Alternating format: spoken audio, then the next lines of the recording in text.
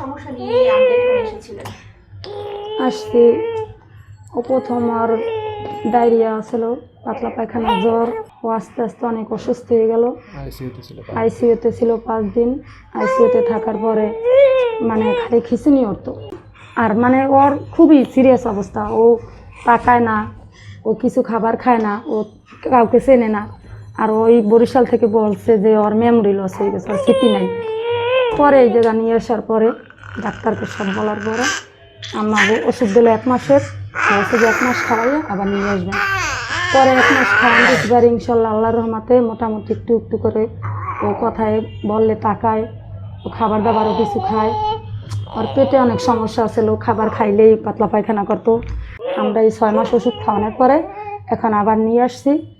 এখন আল্লাহর নাম লইয়া আমার নাতি অনেক সুস্থ। এই যে দাঁড়াইতে পারে, এই প্যারালাইজড হয়ে গেছিলো, হাতটা নাড়াইতে পারে, মাথা ঘাড় ব্যাকা হয়ে গেছিলো, কাউকে চিনতো না।